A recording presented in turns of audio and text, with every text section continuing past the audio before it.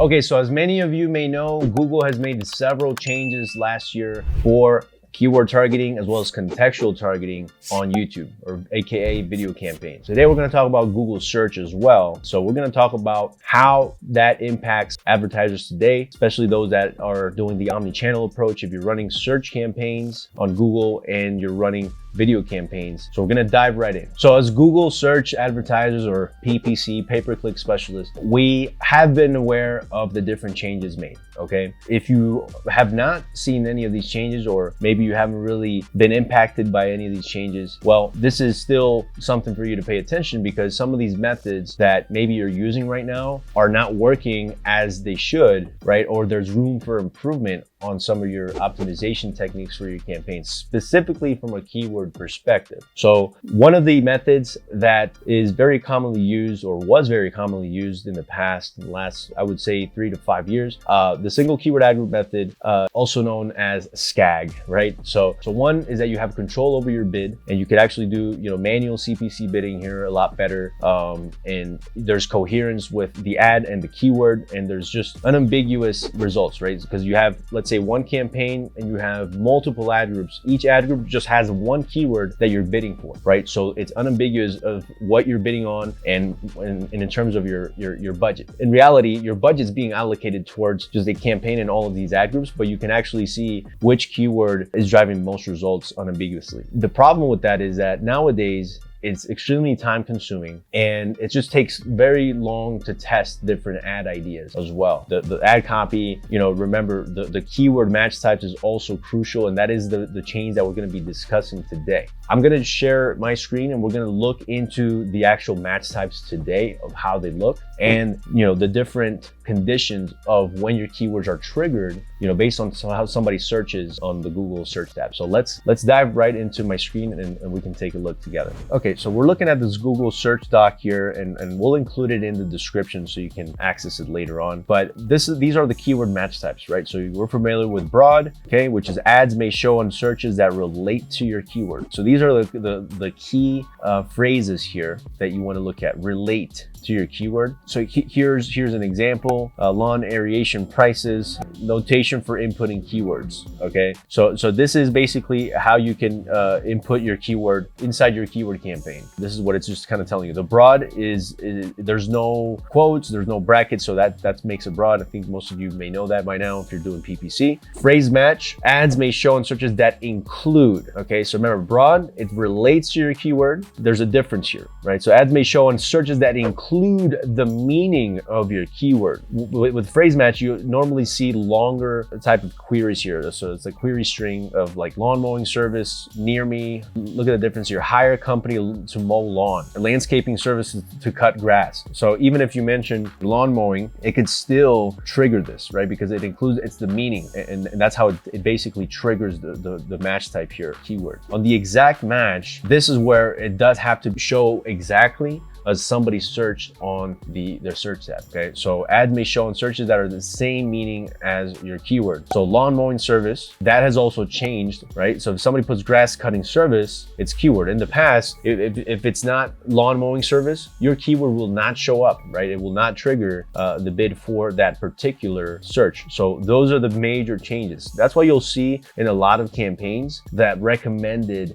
on the recommendation side, they'll say, hey, consider putting this keyword, this exact match, as broad. So that's what we're getting into today. All right, we're going to get into explaining why the changes. So, and it breaks it down here as well. Like, it kind of gives you some ideas. Look at this broad match keyword. So the syntax for broad match is to simply input the keyword. Below is an example. All right, so look, low carb diet plan. So look at the example here where they would show up as, right? So carb free foods, low carb diets, low calorie recipes. Notice that they did this on purpose, because obviously people sometimes they misspell when they're searching. So but notice that a lot of these will show up for your plan, right? So like Mediterranean diet book. So like maybe like this Mediterranean is not something that you want to bid for, because low carb diet plan that you have, maybe it doesn't include Mediterranean. I'm just kind of throwing an example out. Then you would want to add this as a negative keyword if that's what you're doing. So what I'm trying to explain here is that this match type has changed throughout the years, especially in the last year and a half or so, right? So one better way to do this keyword targeting for your Google search campaigns, you want to simplify it as much as possible. And in reality, you want to test. This is our strategy that we've used on multiple accounts. And it's like this. So you want to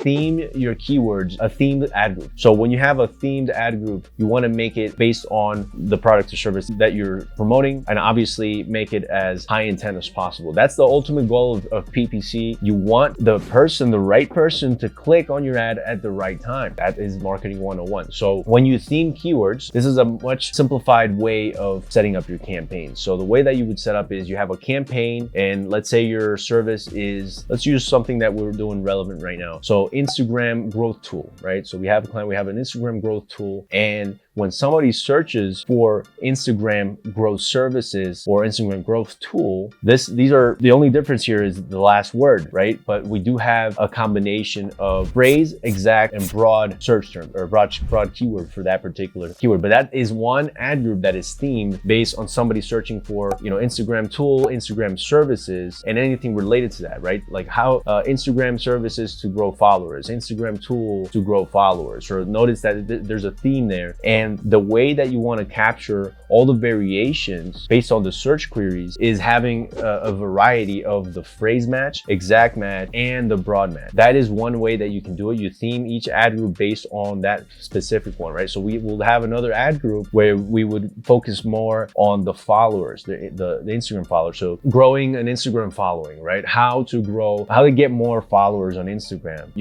improve your follower count on Instagram and things like that. That's another theme that we'll put together on a second ad group. Okay, so that is a better way that we found to doing search ads, and we have gotten great results with that to this day. So something for you to consider, instead of trying the single keyword ad group, or bunching 20 keywords all in one ad group. Try between 5 and 7 keywords that are high intent, okay, based on a theme, right? And then just test it out and see which one gets you more volume, more clicks, and ultimately more conversions. Okay, and now we're gonna talk about some tips here to improving your strategy on YouTube. A lot of you are struggling right now to getting your previous keyword targeting campaigns on YouTube to perform like they used to, essentially, right? So one way that you can go about this is really testing out the relevance within your keywords, okay? If you're running search campaigns and you're running YouTube campaigns, this is a very good technique that we've used, and we found it to be generating good ROAS in particular accounts. It doesn't always work, but when it does, you have a really good campaign going, right? So the technique is simple, and it's essentially, you're looking at a search campaign that is constantly getting you conversions with particular keyword. You go to this on the keyword level of your campaign, and you can see that that keyword is generating good results from a front-end metric perspective. You have good CPCs, good click-through rates, okay? There's volume, so people are searching, they're typing that in their search box. So one way that you can go about that is in your keyword planner. So I'm gonna show you in my screen and how we can do this. Okay, so we're in my screen right now, and we're gonna come up with some ideas, okay, to create custom intent audiences based on the search terms, okay? You're already running search ads, and you want that omni-channel approach in your marketing strategy. You have search, you have display, and video. On video campaigns, you can use custom intent audience, or the custom segments, okay, for the drive conversion. So again, if we're looking at this tool, Instagram growth tool, right? So let's say this is our high producing keyword, right? Our high converting keyword that we have. So we have here, and I usually just I filter sorted by the average monthly searches. Obviously, the ones with the most is better, but you can see it here. There's a couple of alternatives, so it'll tell you which ones you provided. Look, this one's in the account. We have several of these on the account right now, because this is an actual offer that we have. So you have several in the account, but you'll have some that we haven't even leveraged, right? So there's something called the growth tracker, okay? So that's somebody that's concerned with growth. So let's say our product is a growth tool. This is relevant, you know, this is a relevant keyword. Somebody that's searching for an Instagram account growth tracker, they're concerned about their Instagram growth. So that's how you have to think about it. And look at the competition here is low. If I wanted to use that for search campaigns, that could potentially be one that can drive some conversions for me. Even growth analytics as well. What we're saying is you want to grab these keywords that you have here that you're not using and just combine them, right? So you can combine them into also a theme in itself. Maybe growth tracker, growth analytics. There's also free Instagram growth tool. Maybe not. Maybe the word free is not a good one. So that's where you need to make some judgment calls and decide, hey, maybe I don't want to attract, you know, the freebie type of individuals, right? So you want to avoid maybe tapping into that one. But follower growth app, for example, here's an analytics follower group.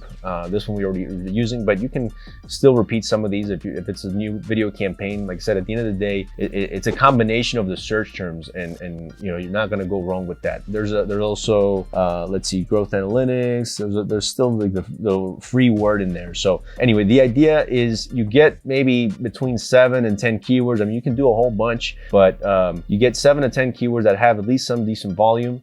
Like I said, this works most of the time. There are instances where maybe the volume is not quite there. Your custom audience will not work. So what you do is once you have that, you go to your audience manager. I already copied the keywords at this point. Go to custom segments. Go in here and you want to select people who search for any of these terms on Google and just copy them and paste them in here. And then you're just creating themes based on data that you already know people are searching for and related keywords. Okay, so that is the main strategy here. Okay, you want to see if you're already looking search ads. If you're not running search ads, you could still do it, right? You can, you know, whatever product or service that you are that you're offering or you're promoting, just do go to keyword planner, right? There's other tools that you can use. Ahrefs, I think it's called.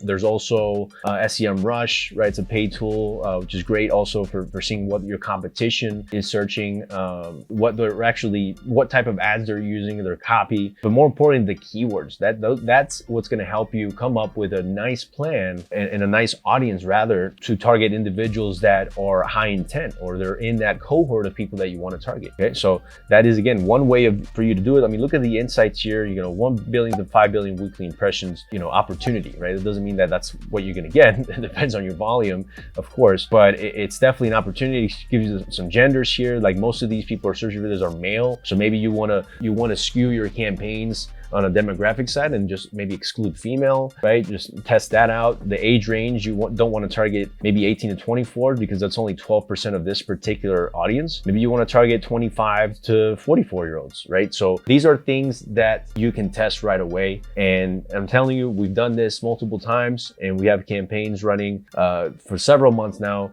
of, you know, using this strategy. So there you have it, guys. That is our video for today. Don't forget to like, comment, subscribe, turn on your notifications to get notified once we drop some more video ad knowledge your way. Thank you, and we'll see you on the next video.